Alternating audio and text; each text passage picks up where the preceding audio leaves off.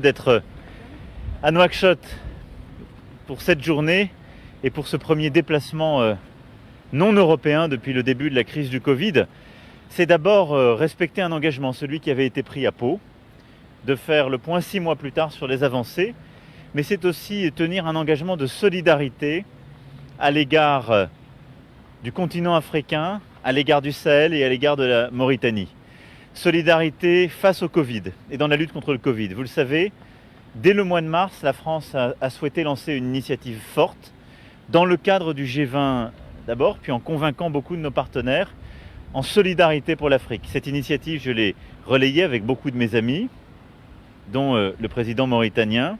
Nous l'avons discutée avec le bureau de l'Union africaine et elle a permis, en convainquant aussi beaucoup de membres du G20, d'avoir une initiative en matière sanitaire avec les Africains pour accéder aux tests, aux traitements dès qu'ils seront disponibles, aux vaccins dès qu'ils existeront, pour permettre aussi au continent africain d'être aidé sur ces systèmes de soins primaires, et puis qui a permis de lancer une initiative inédite, j'ai dit avec un objectif, l'annulation des dettes, partout où c'est nécessaire, et qui a commencé avec, pour la première fois dans l'histoire du G20, la décision d'avoir un moratoire sur les intérêts et le principal de la dette des pays africains à l'égard de tous les membres du G20, donc Chine incluse.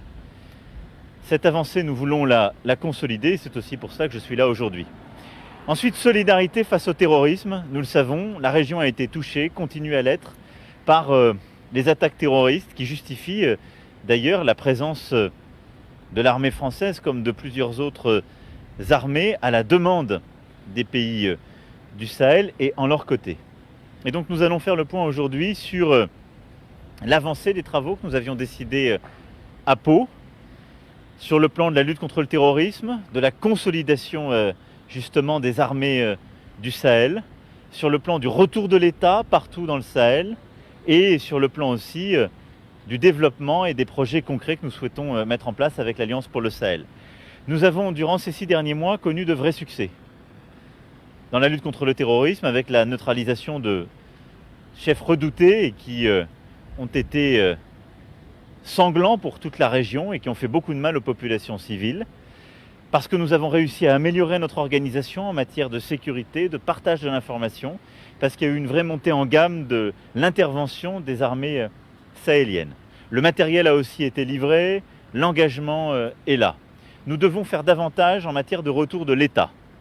Et dans beaucoup de régions, il est important que la consolidation de l'État soit maintenue. Je pense en particulier à ce qui doit être fait au Mali, au Burkina, dans un contexte, on le sait, très compliqué. Et donc ce sont tous ces efforts que nous allons poursuivre. Et c'était pour véritablement consolider ces acquis que je suis là aujourd'hui. Voilà, c'est un message d'engagement de la France, de solidarité, solidarité contre le virus, solidarité contre le terrorisme. Et puis c'est aussi cette volonté que je porte depuis maintenant un peu plus de 3 ans, dire que quand la France s'engage, c'est l'Europe qui s'engage avec elle. Nous aurons tout à l'heure le président du gouvernement espagnol, nous aurons en conférence avec nous la chancelière Merkel, avec laquelle j'étais hier en Allemagne, mais aussi le président du Conseil italien, le président justement du Conseil européen. C'est aussi notre volonté d'européaniser la lutte contre le terrorisme dans le Sahel. Et donc c'est une solidarité de l'Europe à l'égard de l'Afrique. Ce sont des projets entre l'Europe et l'Afrique que nous devons continuer de développer.